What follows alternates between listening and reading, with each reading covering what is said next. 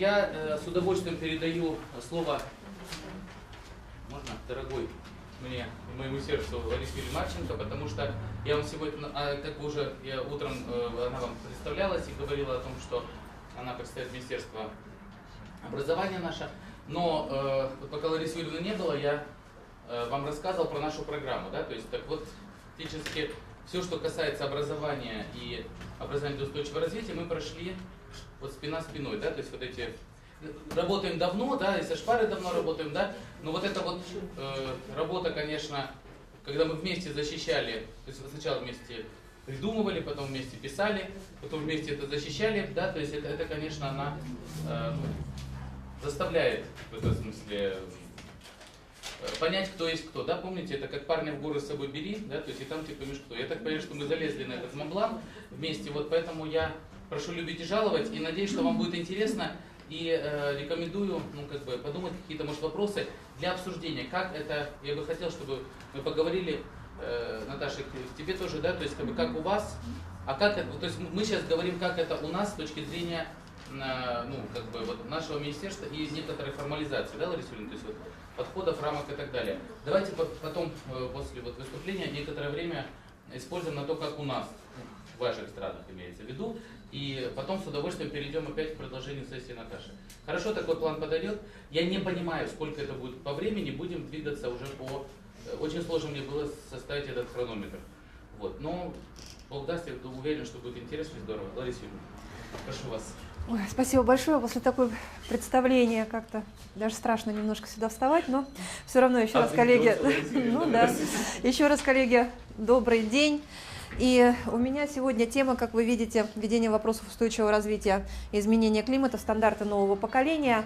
Я сразу хочу попросить, так сказать, у вас разрешения говорить куррикулум. Это чаще всего слово будет звучать, потому что у нас к нему относятся сложно, в России, насколько я знаю, тоже. Вот, Казахстан его одно время принимал, да, потом тоже от него отошел. Но если мы говорим о стандартах нового поколения, то это удобно для того, чтобы просто разграничивать то, что было, и то, что стало. Так что вот принимайте, пожалуйста, стандарты нового поколения и куррикулум как одно понятие. Можно следующий слайд? В принципе, первый слайд я сюда поставила такой официальный, скажем так, и слайд, который с моей точки зрения важен, поскольку он вводит нас в контекст тех перемен, которые происходят в мире в настоящее время. Потому что мы все с вами живем в преддверии пост-15, то есть в преддверии того времени, когда заканчиваются несколько крупных мировых программ и образование для всех, как вы знаете, и цели развития тысячелетия, которые так или иначе определяют развитие системы образования в том числе. И поэтому очень важно, что происходит тот процесс, о котором уже говорили, что формируется образование через всю жизнь. И для этого необходима у нас экономика знаний, да, для того, чтобы человек у нас мог возвращаться в систему образования на формальном и неформальном уровне столько раз, сколько необходимо, и чтобы было возможно получить те компетенции или компетентности, которые необходимы каждому. И если посмотреть на те слова, не знаю, на ту идею, которая является ключевой для эпохи пост-15, это выступление Пан Ги Муна, да, будущее, которое мы хотим для всех, то здесь образование, понятое как передача, приобретение, создание, адаптация знаний, навыков и ценностей, которые обязательно для инклюзивного экономического развития. Вот то, о чем здесь все время, ну, я, к сожалению, после занятий, после своих тоже прибежала, не все слышала, но какие-то вещи, они будут у нас, я думаю, у всех как-то повторяться. Вот. Вы видите, что образование здесь рассматривается не только как тот социокультурный опыт, который передается из поколения в поколение, и, собственно говоря, делает общество обществом, но еще и как ценность, которая является обязательной частью устойчивого развития и вообще, ну, будем говорить так, устойчивого развития. Можно следующий слайд? Ну и вот непосредственно устойчивое развитие Кыргызской республики. Раз Владимир Александрович уже говорил о НСУРе, много об этом я говорить не буду. Просто мне хочется, чтобы вы посмотрели, какую цель ставит перед собой наша национальная стратегия до 2017 года. Здесь стратегическая линия устойчивого развития.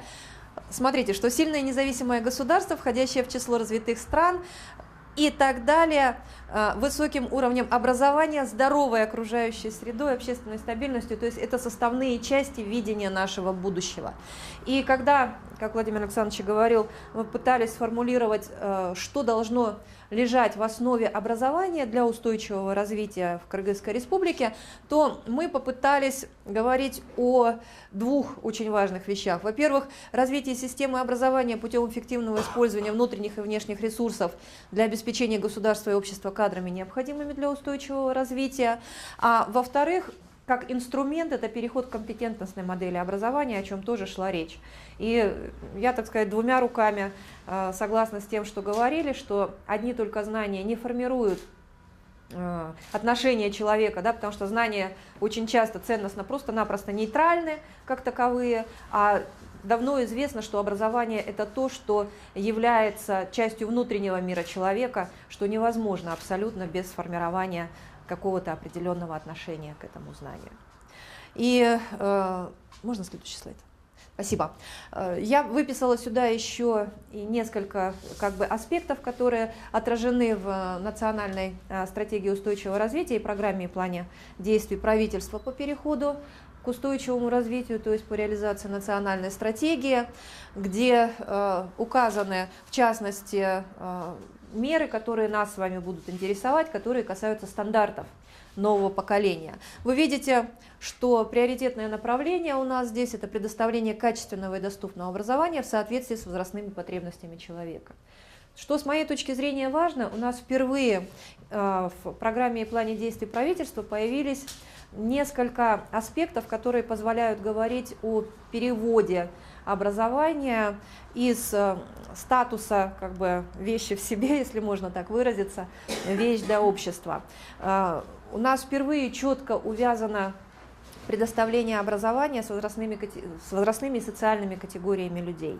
Раньше это было просто образование, но, как говорилось уже, психология, тоже педагогика идет вперед, мы прекрасно понимаем, что образование должно предоставляться разным категориям людей по-разному, и что, скажем, те, кому сейчас я не знаю, 10-12 лет нуждаются в одном, может быть, типе образования, да, взрослые люди, которые приходят в эту систему для того, чтобы наверстать упущенное в другом, а те, кто получают, скажем, постдипломное образование, это третьи уже подходы. Но объединяет их всех одно – это должны быть именно компетентностное образование. Ну и меры, вы видите, что здесь внедрение стандартов нового поколения, разработка стандартов на базовом и профильном уровне, ну и концепция воспитания школьников и внедрение ее в образовательные организации. Потому что понятно, что концепция воспитания далеко не всегда это то, что признается в мире именно как концептуальный документ, но наше прошлое общее советское, оно нацеливает все-таки на то, что мы продолжаем выделять какие-то аспекты, считая их отдельно воспитанием, хотя понятно, что воспитывающее образование должно быть, да. Но тем не менее концепцию сделали. Нельзя сказать, с моей точки зрения, что очень хорошую, но вопросы устойчивости социальной и экологического воспитания там четко прослеживаются. Ну и вот здесь вот вы видите, что еще вопросы разнообразия отражены, и вопросы те аспекты устойчивого развития, которые необходимы нам, и устойчивого развития государства и общества, и экономики в некоторых разделах. И появилась у нас впервые отдельная глава по достижению гендерного равенства как части устойчивого развития. Вот. Ну и появились две матрицы, в том числе матрица человеческого развития, которая позволяет интегрировать все те вещи, которые делаются или будут, по крайней мере, делаться в рамках этой программы. То есть первый раз в Кыргызстане была сделана попытка собрать воедино под одним, если можно так выразиться, политическим зонтиком то, что делалось по инициативе президента, потому что национальная стратегия устойчивого развития в январе 2013 года была принята именно по инициативе и указом президента Кыргызской республики.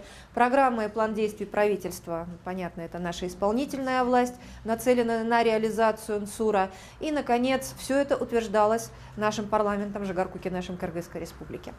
Процесс этот занял почти год. В ноябре то есть в январе вот вышел указ президента, да, в ноябре ЖК у нас утвердил программу и план действий правительства по реализации НСУРа, и вот с этого момента можно говорить о наличии единого консолидированного документа. И возвращаясь к нашей теме, где отдельный раздел посвящен образованию и где во многих других разделах также образование прослеживается как стержневая линия, необходимая для реализации устойчивого развития.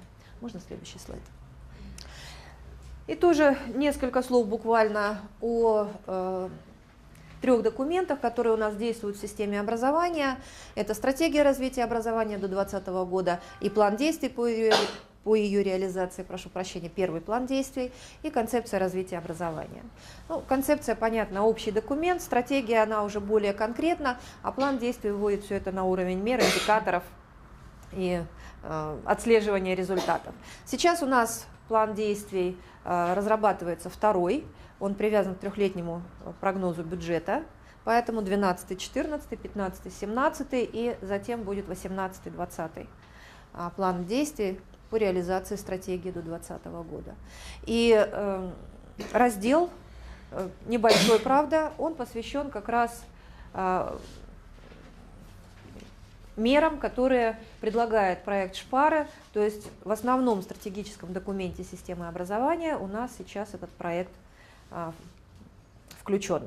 И с нашей точки зрения это очень важная вещь, потому что мы можем выходить здесь уже на системный уровень и действовать не только на уровне пилота или тех школ, которые вовлечены, собственно, в проект, но и распространять те идеи и материалы, которые наработаны в проекте, на уровень всей страны, что даст возможность школам, соответственно, с этими материалами начинать работать. А это значит, что внедрение вопросов энергоэффективности, в частности, да, оно может действительно стать одним из приоритетов работы школы и создания школьной среды определенной. Можно следующий слайд? Следующий.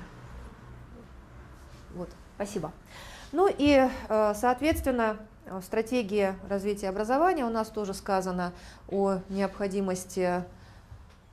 Так, а еще раз можно нажать, по-моему? А, нет. Можно обратно? Прошу прощения, я, по-моему, скинула презентацию, которую я еще не... Сейчас. Пропал просто кусочек, здесь были еще внешние ресурсы. Почему-то он выскочил. Итак, компетентность – это готовность субъекта эффективно соорганизовывать внутренние и внешние ресурсы для постановки и достижения целей. Это один из вариантов, как вы знаете, определения, их очень много. Мне нравится еще одно определение, которое говорит о том, что компетентность – это социально востребованные способы деятельности. Потому что именно это подчеркивает, насколько важно, чтобы ребенок осваивал не только знания как таковые, но и получал умение с этими знаниями работать и действовать в соответствии с ними. Потому что знания очень часто, которые у нас дает школа, бывают востребованы только на следующем уровне обучения. Очень редко они выходят за какие-то пределы школы, скажем так, и входят в реальную жизнь ребенка, вот о чем мы, в принципе, уже говорили. А соорганизация внутренних и внешних ресурсов для того, чтобы вывести ребенка самого на новый уровень и дать ему или ей возможность освоить какие-то новые способы деятельности и вложить или создать условия для понимания того, что эти способы деятельности пригодятся не только вот здесь и сейчас, когда ты сидишь за партой, но и тогда, когда ты выйдешь за пределы школы, это уже очень важно. И в этом смысле, я думаю, Россия в какой-то мере может дать уже и пример, потому что, скажем, социальные практики, да, в России уже включены в закон об образовании, и проектные подходы, проектная деятельность тоже являются частью обязательной сейчас уже методов, будем говорить, пусть так, обучения в школе, в то время, вот как в Кыргызстане, пока, к сожалению, мы еще до этого не дошли. Хотя прекрасно понимаем связь между тем, что мы по-новому формируем и структурируем материал в стандартах и изменяем методы обучения или переходим, как иногда говорят, к технологиям обучения новым. Это вещи взаимосвязанные, и необходимо прописывать их как бы одновременно. Но мы где-то запаздываем, где-то пытаемся нагнать, пытаемся выстроить какую-то систему, хотя процесс это достаточно долгий. Уважаемые коллеги, непосредственно к документу, который, собственно говоря, и переводит все наши стратегические планы в конкретную достаточно вещь работы в школе. Я имею в виду стандарты нового поколения, что является основным вопросом моего выступления. У нас разработаны стандарты двухуровневые, как и, наверное, в любой из наших с вами стран. Это стандарт государственный или рамочный национальный куррикулум, как мы его первоначально называли, который начал разрабатываться, вы видите, в 2006 году. И вот эта вот линеечка как раз показывает, что и как у нас делалось. Вы видите, работа шла достаточно долго, то есть в 2009 году у нас был утвержден приказом Министерства образования этот документ. То есть фактически 3 года, как раз декабрь 2006, декабрь 2009 года. Но поскольку по закону об образовании у нас стандарты утверждаются постановлением правительства, потребовалось еще 5 лет для того, чтобы стандарт нового поколения оказался документом, который стал обязательным для системы образования.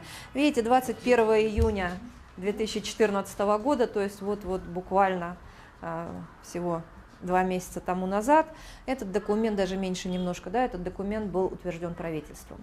Потому что на самом деле, если говорить о разработке стандартов нового поколения, а это ключевой элемент, который определяет изменения в школьном образовании, страсти здесь кипят, очень похожие на то, что происходит в мексиканских и всяких иных сериалах. И убеждать оппонентов это и тяжело, и долго, и иногда опасно тоже бывает. Вот. Но, тем не менее, эта работа, которая шла, видите, на протяжении нескольких лет, сейчас у нас увенчалась успехом. И судя по отзывам наших коллег, документ, который у нас получился, он действительно очень неплохой, потому что у нас экспертизу проводили и российские коллеги, и смотрели коллеги из Прибалтики, зарубежные коллеги тоже смотрели этот документ. И мы попытались собрать в нем то видение нашей системы образования, которое позволит Кыргызстану устойчиво развиваться в нашем 21 веке. Можно следующий слайд? Давайте, я его уже проговорила. Следующий. Вот.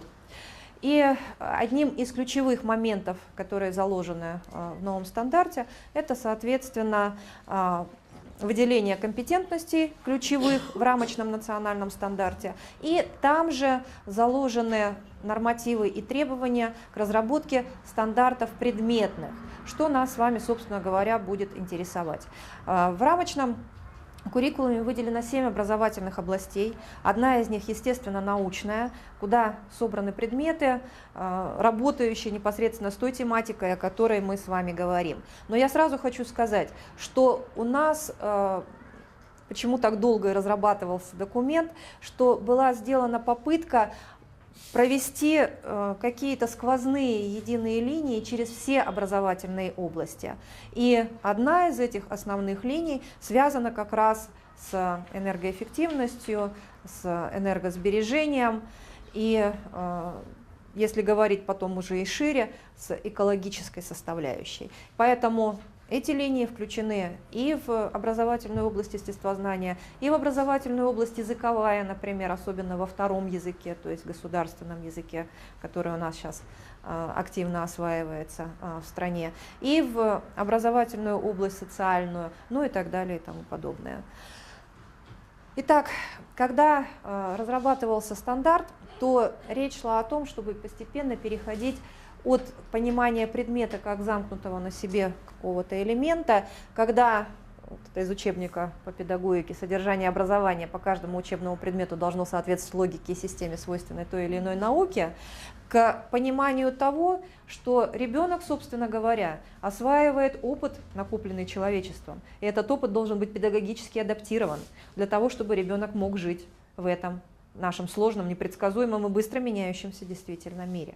А это значит, что Мы от сциентистской парадигмы переходим к гуманистической или гуманитарной парадигме образования.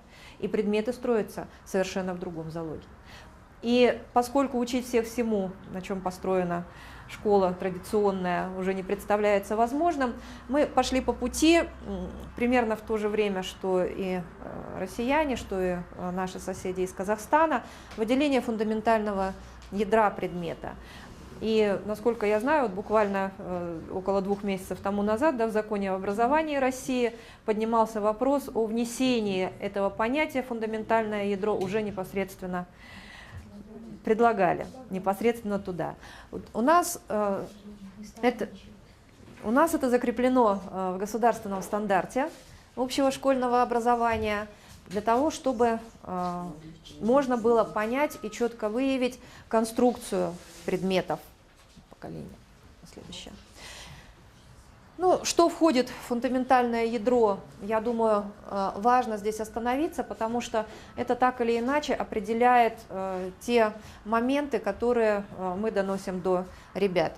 Основные термины и понятия, я думаю, это ясно. Факты повседневной действительности и научные факты, без знания которых нельзя понять законы, существующие в той или иной науке, и сами эти основные законы. А вот дальше это уже то новое, что должно войти и в наши стандарты, и в наши учебники, ну, в программы и в наши учебники. Потому что в традиционных учебниках мы практически не видим теорий, содержащих систему научных знаний, да, в определенной совокупности и так далее, объектов и методов. Они в лучшем случае называются, но о формировании этих теорий, о том, какое значение они имеют для познания мира и так далее, то есть о методологических знаниях, у нас практически ничего нет. В наших стандартах, учебниках и программах они отсутствуют.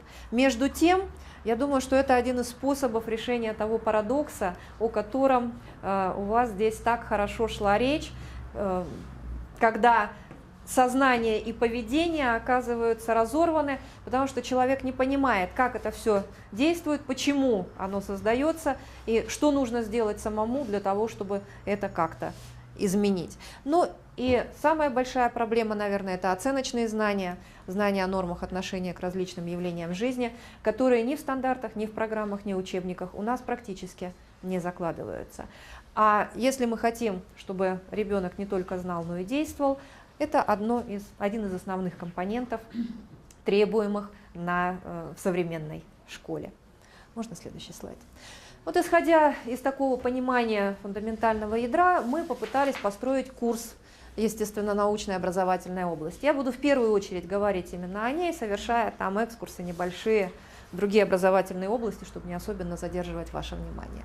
Но в первую очередь хочу сказать, что мы не тронули начальную школу, пока, во всяком случае, там остался предмет родиноведения, который включает в себя как естественно-научные знания, так и гуманитарные знания. А вот дальше мы попытались совершить, так сказать, маленькую революцию, которая до сих пор вызывает бурные обсуждения у педагогической общественности, потому что мы пошли на шаг, который оказались не готовы большинство, или пытались, во всяком случае, пойти на шаг, к которому оказались не готовы большинство представителей нашей педагогической науки и, в общем-то, наших школ. Если вы посмотрите, то 5, 6, 7 класс, здесь единый курс естествознания, то есть интегрированный курс, который, как у нас говорят, и вести некому, и сложно, и, короче говоря, невозможно.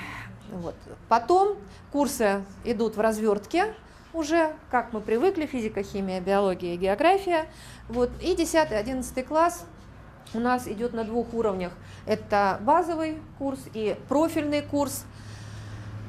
Вот базовый курс, вот он, вы видите здесь перед вами, а профильный курс, он у нас позволяет, вы видите, 9 часов в неделю выделять именно на предметы, или должен позволять, по крайней мере, поскольку это пока еще то, к чему мы идем. И таким образом ребенок, который хочет серьезно заниматься той или иной образовательной областью, вполне может это сделать. Поскольку мы тоже пытаемся, как и попытались россияне, как бы отойти от обязательного изучения всех предметов на уровне старшей школы. Поэтому есть курс социоэкология для тех, кто не собирается заниматься там химией, физикой, другими предметами естественных наук, как профильными, да, для себя. Вот. И сейчас мы делаем попытку как бы разработать этот курс. Примерные наброски есть, но в будущем нам еще предстоит этим заниматься. Давайте про ВПО скажем, что мы вот в этом естествознании, да, то есть мы... Хорошо. Дело в том, что сейчас у нас параллельно идут два процесса. И процесс первый – это изменение стандартов в школьном образовании, процесс второй – это переход к двухуровневому образованию в вузах и, соответственно, разработка стандартов нового поколения для бакалавриата и магистратуры. В связи с некоторыми, как сказать, сложностями разного порядка, Володя, он смеется, у нас на протяжении 2 лет была уникальная ситуация, когда вузы работали без стандартов, а только по учебным планам. И не очень уникальная, да? Вот. И сейчас как-то так получилось, что, видимо, у нас количество переходит в качество.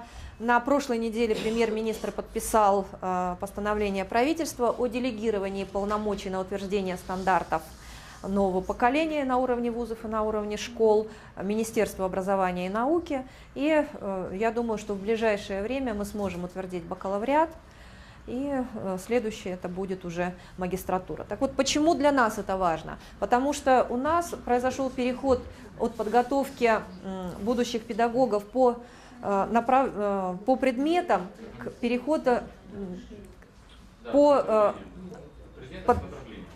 направлениям подготовки. И это значит, что появляются реальные возможности учить педагогов так, чтобы они могли преподавать интегрированный курс. Потому что это все-таки 5, 6, 7 класс, то есть детки еще относительно маленькие. И уровень, который должен быть у педагога при преподавании, вполне возможно получить, мы считаем, на уровне бакалавра. Надо отметить, что высшая школа поддерживает этот подход. Он, в принципе, принят во многих странах мира, когда один педагог преподает несколько предметов и даже далеко не всегда смежных друг с другом. Мы же хотим, чтобы учитель мог вести курс естествознания. Вот с нашей точки зрения, почему это важно? Ну, мир не разорван на отдельные предметы, он достаточно целостен и системен, и у детей, когда у них ведущим еще является образное мышление, это 5, 6 класс, да, и где-то переход только к тому, что логика становится ведущей в 7 классе, важно, чтобы ребенок воспринимал мир как целостность. Можно следующий слайд? Вот. Ну и вы видите, что после того, как естествознание будет, мы пошли еще чуть-чуть дальше, и вот здесь вот уже видно какие-то элементы, важные для нашей сегодняшней темы. Во-первых, вы видите, что здесь появилось понятие природопользования, ресурсная география, то есть то, чего у нас этого не было. В биологии человека появились важные вещи, которые связаны с пониманием человека как биосоциального существа. У нас изменилась химия, потому что если раньше у нас химия в 8 и 9 классе была неорганическая, 10 и 11 в органическая, и у нас уходили почти 40% детей после 9 класса, поскольку обязательным является 9-летнее обучение, и таким образом целый большой раздел химии, связанный с очень важным пониманием, да, для детей окружающего мира, оставался просто даже не затронутый, то мы сейчас пошли на то, чтобы благодаря естествознанию и тому, что мы вынесли туда какие-то важные базовые вещи и убрали лишнее повторение, потому что оно было в разных предметах, да, собрав воедино определенные подходы, мы сумели неорганическую и органическую химию вместить в 8 и 9 класс, а 10 и 11 мы вообще назвали химия и жизнь. То есть это то, что выводит ребенка за рамки школы и дает возможность, ну, как мы надеемся, формировать в том числе и экологическое мышление, экологический подход к этой самой жизни. Конечно. У нас нет, просто в 9 класс у нас даже вот здесь вот география, ресурсная география и Кыргызстана природопользования, это как бы было.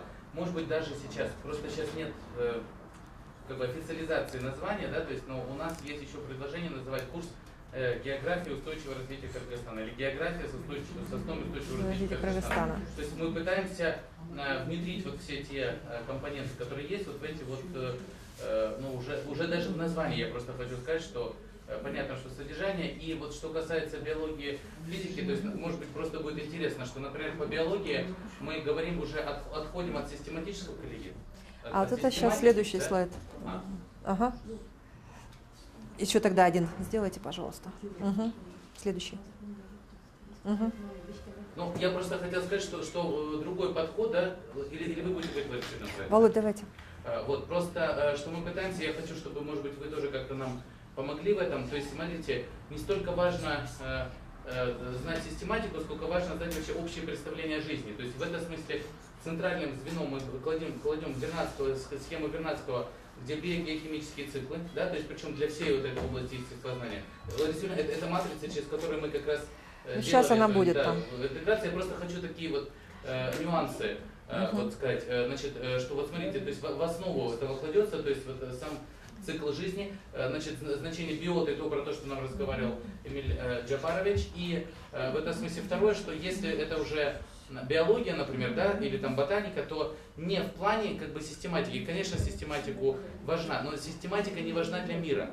Что важно для мира? Как организм устроен? Мы предлагаем сравнительную зоологию, сравнительную ботанику. То есть движение, вот, например, и рассматривать, как к этому приспосабливается. Плавание, как к этому приспосабливается. Дыхание, как к этому приспосабливается. Ну, в смысле, начиная от растений и животных. То есть несколько другой подход. Очень, я почему говорю, что это достаточно сложный механизм, да, то есть, как бы, то есть пищеварение, например, да, вообще все. То есть мы начинаем от пеноцитоза, заканчиваим всеми системами у разных живых систем. То есть, ну, по крайней мере, попытка такая есть. Я понимаю, что это несколько вот в учительской аудитории вызывает, конечно, такой, ну вот.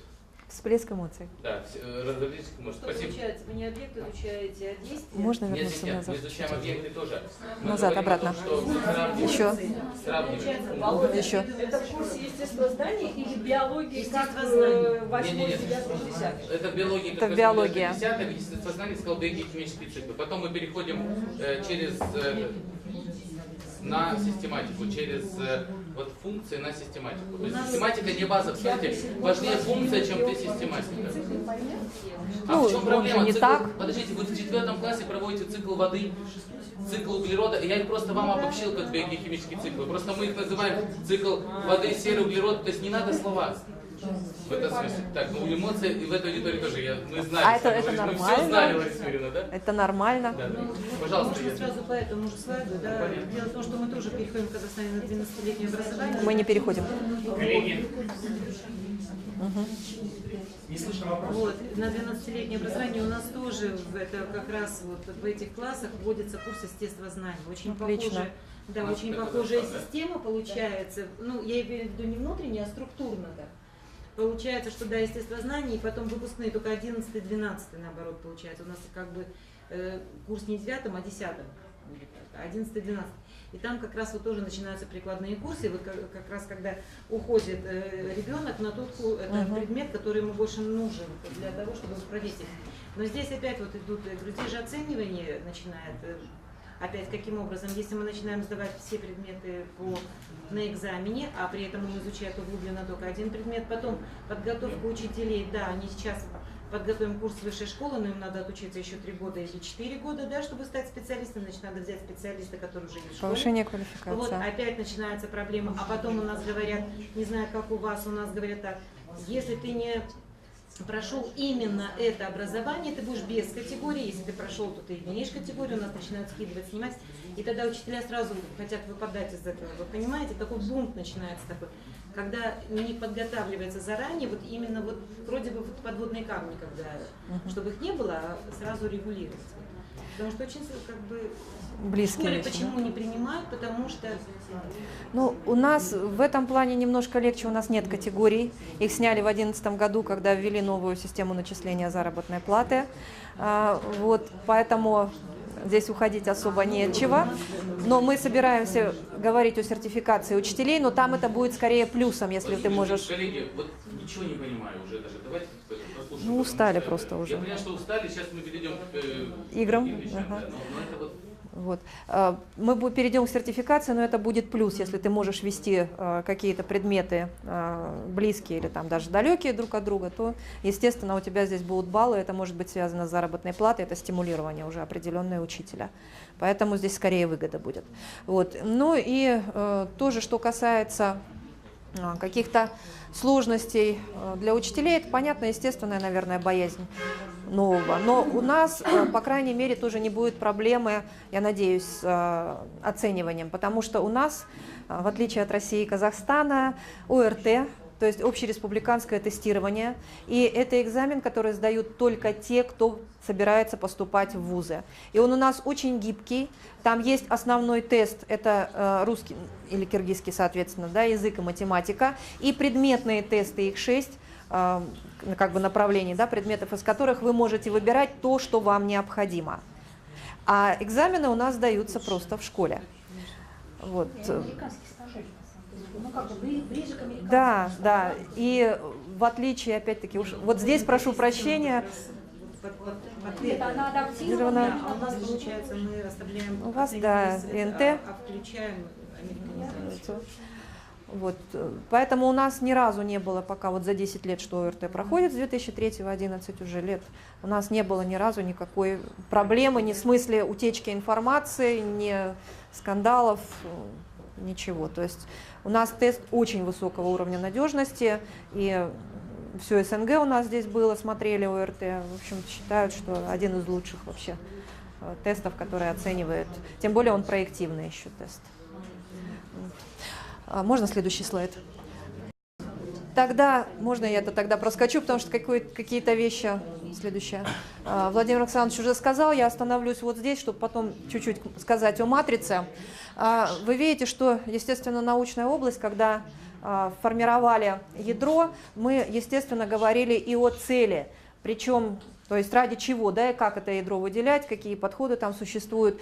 И очень долго, 1,5 года у нас формулировались цели образовательной области и цели предметов. Потому что ради чего учить, чему учить, как учить, это все неразрывно связанные вещи. И у нас такие простыни, матрицы были, где делались правки постоянные, ну есть, да, вот где делались постоянные правки, уже когда не хватало даже цветов для правки, это уже классика, которая у нас, так сказать, среди своих идет дежурной шуткой. Кто-то написал, смотрите правку цвета фуксии.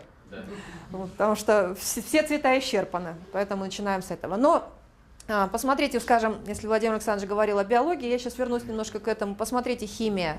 Владеет способами описания и исследования веществ и их преобразований в природной и техногенной окружающей среде на основе общих химических теорий и закономерностей, да, навыками грамотного и безопасного использования химических технологий и продуктов в различных областях жизни. То есть у нас, как мы надеемся, случится или должен случиться выход все-таки за пределы предмета и именно в область социального. Можно следующий слайд? Ну вот то, о чем говорил Владимир Александрович, я к этому, да, немножко тоже сейчас скажу. Вот он, наша попытка уйти от разделения мира на куски, фрагменты какие-то, и понять, что ребенок первоначально воспринимает мир целостно, и этот мир должен быть соразмерен ребенку. Поэтому мезомир, макромир и только потом микромир, с которым ребенок у нас идет на предмет естествознания. А потом уже химия, биология, география, они, естественно, занимаются каждой своей проблематикой. Можно следующий слайд? И для того, чтобы все это сделать, мы сделали вот такую матрицу категории естествознания. Первоначально она у нас была только трехэтажная, если можно так выразиться, потому что не вызывает сомнений, что мы живем на Земле, что так или иначе на нас влияет космос, и на Земле существуют живые системы, что отличает ее от других планет. Но когда мы занимались вопросами уже образовательной области технологии, то есть тем, что раньше называлось трудовым обучением, и наш коллега из Германии настолько четко и убедительно говорил о искусственной среде, что после долгих споров у нас появился, не знаю, подвал ли это или наоборот, следующий этаж, который мы назвали технотоп. Потому что любой ребенок сейчас у нас живет в искусственно созданной среде. Даже в высокогорье где-то, да, где еще относительно нетронутая природа, тем не менее вокруг ребенка окружает именно технотоп. И ребенок должен, во-первых, понимать, что это такое, знать, как в этом жить и как с этим работать. Были выделены также категории, вы видите их, здесь они все соразмерны друг другу, за исключением, может быть, на первый взгляд, последней категории человек. Тем не менее, мы решили включить ее сюда, поскольку именно ради человека все это и затевалось. И для нас очень важно было стянуть все моменты предметные к тому, чтобы они были соразмерны человеку, да, через человека шли, и чтобы ребенок понимал свою роль, с другой стороны, в изменении или во возможном влиянии на эти процессы. Вот. И поэтому на пересечении вот этих 4 основных наших сфер, скажем так, и на пересечении категорий и формируется интегрированный курс естествознания. Поэтому, когда нам говорят, было такое, говорили, что потеря научности произойдет и так далее и тому подобное, как раз вот эта матрица помогает нам отстаивать как бы наши взгляды и тот факт, что здесь речь идет не о потере научности, а о новом способе конструирования предмета. Поскольку важно, опять-таки вернусь к тому, о чем говорила, не то, что каждый предмет строится из залога той науки, проекцией которой он является, а важно то, что ребенок должен жить в ну, хотя бы в относительно целостном мире и с этим миром работать. Вот таким образом создавались, разрабатывались, скажем так, куррикулумы. Владимир Александрович поднимает руку. Сейчас, просто чтобы вы понимали, что у нас обычно это вызывает... Это примеры, конечно. Это просто примеры. Это не сама матрица, потому что матрица представляет собой огромные полотна. То есть, представьте, мы пересекали каждое явление, и вот что нам надо было... Нет, конечно. Смотрите, это просто метафора, как бы, да?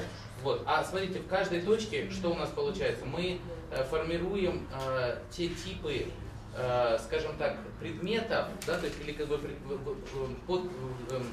не предметов, а типа тем, да, тем, вот, скорее. Тем внутри того или иного предмета, который мы создали. А вот человек — это то, что нам сегодня Наталья Ивановна показывала как раз как примеры изменения поведения, сознания. То есть это как раз та привязка, которая, мы ее называем компетентностная привязка, да, то есть как бы привязка к тому, что конкретно меняется в твоей жизни. Я не знаю, поведение, наверное, центральное звено, да, то есть вот это изменение поведения, и все-таки, может быть, где-то это поведение, где-то мировоззрение, там еще я, извините, в силу своих этих профессиональных штучек, да, то есть, как бы, но тем не менее мы понимаем, что это очень важно. И, собственно говоря, как раз для нас почему вот устойчивое развитие, это было очень выигрышный, скажем так, тренд, да, вот в отличие, мы здесь уже говорили, от экологизации, потому что тогда мы можем говорить о качестве, то есть мы можем говорить, кстати, это и в программе есть, да, Лариса Юрьевна, у нас, в центре стоит человек, то есть всегда противостоит экология, это не про человека, мы говорим, ничего подобного. И это заложено и в наших учебных предметах, и в программе развития страны, то есть потому что есть вот это пересечение. В центре человек, и человек должен быть здоровым. Для того, чтобы он был здоровым, должна быть нормальная, соответствующая окружающая среда. В этой параметрии мы живем в очень узких параметрах среды. Да, соответственно, должны быть механизмы, обеспечивающие эти параметры. Вот где появляется экология. И должны быть, соответственно, политические решения, которые, потому что у нас, когда мы вот рассказываем с Ларисой Юрьевной про вопросы социального, скажем, социальных динамик, мы говорим, что вопросы, например, гендера, поликультурности, вопросы взаимодействия людей как таковых, они тоже являются элементом устойчивого развития, потому что войны и конфликты, извините, не приводят ни к чему хорошему. И, собственно говоря, под угрозой именно вот как бы человек. И смотрите, и мы в центр поставили и предметной области, и области как бы разработки политик, мы поставили качество жизни человека. Если ты ставишь качество жизни, вот я хочу, чтобы вы тоже про это как бы, начали понимать, да, то есть как бы, это совершенно другое, не знание. Бог его знает, я вот уже говорю, больше уже забыл, чем знал, да, то есть как бы там это, вот, потому что мы же с вами забываем, мы сами, конечно, мы детей учим, но я просто вспомнил, недавно мне надо было там что-то было про янтарную кислоту, и я вдруг с ужасом вспомнил, что я с трудом вспоминаю цикл Крепса, когда-то я его рисовал очень, то есть оно ушло. Я, наверное, восстановлю, да, то есть как бы, но вот, нет, я понимаю, но когда-то оно было вот светилось, я просто с легкостью. И тогда у меня задался вопрос, ну, что и ничего такого, понимаешь, да, то есть вот, что забыл, да, то есть, как бы, значит, соответственно, важнее какие-то еще дополнительные элементы к этому знанию, которые тебя формируют, да, то есть, как, например, умение найти этот цикл, знать, что есть цикл Кребса, и найти последовательность этих там кислот, ну, условно говоря, да, то есть, как бы, там, С34 по типу толстянковых. То есть, я имею в виду, что ты знаешь, как бы, где это лежит и как это образовать, в отличие от того факта, да, который мы заставляем иметь ребенка. И вот это, соответственно, наша последняя вот эта колоночка в таблице, это вот эта привязка. Вот просто чтобы мы как бы понимали. Спасибо, извините, Лариса Юрьевна, но просто это любимая вещь, да? Вот смотрите, я тоже абсолютно согласна, что вы добавили вот это очень важная вещь, технотоп. Но вот здесь вот живые системы, да, получается, мы привыкли к ним. А вот ноосфера, вы здесь ее рассматриваете, да, Вернадского? Ну, как Потому что ноосфера, это же сфера разумная, она же изменяет вот как раз вот живые системы, и когда мы видим раздел человека, и я вижу в конце только ИКТ, это... Нет, это просто маленький, да, это просто маленький пример, потому что матрицы действительно очень большие, они развернутые, да, и у нас, в принципе, компетентности, они еще распаковывают, у нас есть как бы основные тематические линии, да, которые проводятся в каждом предмете. Есть компетентности, ну, ключевые, понятно, на которые ориентируются все предметы, и предметные компетентности. И предметные компетентности распаковываются еще в образовательные результаты, которые на пересечении с тематическими линиями дают возможность проводить оценку достижения того или иного результата. Поэтому, ну, 6 лет все-таки, даже 8, да, теперь уже получается, с 2006 года этим занимались. То есть вот эти вот вещи, они все есть, но просто представить их в одной относительно короткой презентации физически невозможно. Можно следующий слайд? Вот. Ну, я думаю, здесь уже понятно, да, то, о чем шла речь, потому что мы и так считали и разбирали, чтобы все предметы были представлены обязательно, чтобы у нас не вывалилось, что называется, то или иное направление, проблематика и так далее. Поэтому мы считали это и как определенный комплекс, мы считали это и как определенные отдельные предметы, да, в курсе естествознания, для того, чтобы представленность была примерно равная. Причем у нас, если вы посмотрите, на разных классах разные предметы играют разные роли, потому что в зависимости от возраста детей, естественно, на первый план выдвигается либо то, что наиболее близко ребенку, либо то, что уже дает возможность формировать определенные абстрактные, да, какие-то вещи. И, скажем, 7 класс у нас задумывался как пропедевтика уже к отдельным курсам с пониманием или с принятием языка, науки, с вводом некоторых формул и так далее и тому подобное. Модель, что химия, биология и так далее, это просто языки. Вы подумайте об этом тоже как модель. Это разные типы описания мира, языки. Вот как, если мы так подходим, то это другой вообще принцип организации. Да, это другой способ конструирования вообще самого курса. Можно следующий слайд? Ну, давайте я здесь пробегу. Подустали, давайте куда-нибудь. Все, да, дальше. Ну, самое хорошее, что только может быть, прямо по теме, еще один как бы способ развертки предмета и попытки сохранить самые важные вещи, сделать их ведущими. Мы делали вот такие вот разверточки. Вы видите, что это срез, да, куррикулума по природопользованию и энергоэффективности. Естественно, здесь выведены только ключевые темы, которые являются как бы интегрирующими и ведущими на каждом этапе для ребенка. Родиноведение, начальная школа, вот естествознание, да, отдельные науки, это вот как раз то, о чем мы говорили, физика, химия, биология, география, и дальше базы и профиль. Ну, я думаю, что нет смысла здесь что-то прочитывать. Понятно, что на всех этапах школьной жизни ребенка у него или у нее, да, обязательно есть темы, вокруг которых строится интеграция как бы предмета, и это ключевые темы, которые так или иначе связаны у нас с пониманием, ну, скажем так, шпира, да, или шпара.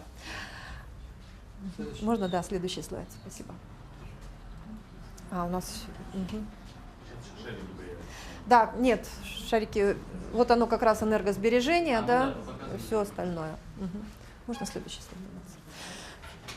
То, о чем я говорила в начале, межпредметные связи, которые также отрабатывались очень четко, потому что известен, наверное, классический пример, он немножко, что называется, из другой оперы, но очень хорошо показывает проблемы, с которыми мы сталкивались. Когда у нас в Кыргызстане математический аппарат, который необходим для решения задач в физике, давался в 9 классе, а задачи по физике, которые нужно решать с использованием этого математического аппарата, в 8 классе. Вот. У всех такие проблемы, наверное, есть.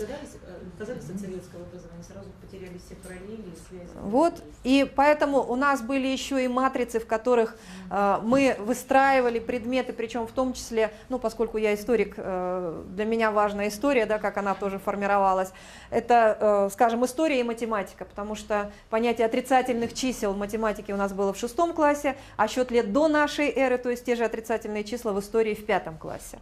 И вот... Ну, в общем, веселая жизнь, да. И поэтому мы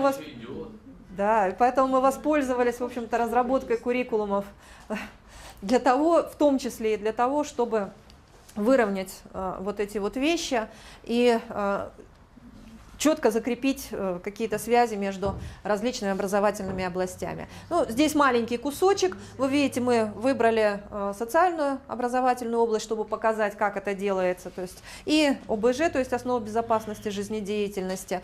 Вы видите, что на пересечении с различными предметами естественно-научного цикла формируются в других предметах представления ребенка о мире, о своем месте в мире и о возможностях влияния на этот самый мир. Ну, например, да, первая помощь при чрезвычайных ситуациях, что, к сожалению, у нас не редкость, опасные животные, растения, их распространение и, соответственно, защита их, правила обращения с ними, технологии и производственные процессы. То есть это вещи, которые важно ребенку знать. Можно дальше. Поскольку невозможно внедрять как бы стандарты нового поколения и не создавать среду, в которой они должны действовать, то вот здесь как раз проект Шпара очень хорошо помогает. И то, что вы здесь видите, это вот как раз реальные шаги, которые нашими коллегами, в частности биомом, были предприняты для того, чтобы наши школы имели повышенную энергоэффективность. Можно следующий слайд. Ну вот 13-я школа-лицей у нас в Кыргызстане очень известная, где были проведены замеры освещенности, выяснено, насколько, так сказать, они отличаются от тех стандартов, которые нужны, и потом была сделана попытка приблизить хотя бы стандарты к реальности или реальность, скажем так, к стандартам. Меняли освещение, да, попросту говоря. Ну вот это какие-то точечные все-таки достаточно вещи, если говорить о том, что у нас делается для нормативного закрепления новых идей и нового понимания образования, которое формируется сейчас в Кыргызстане. Спасибо.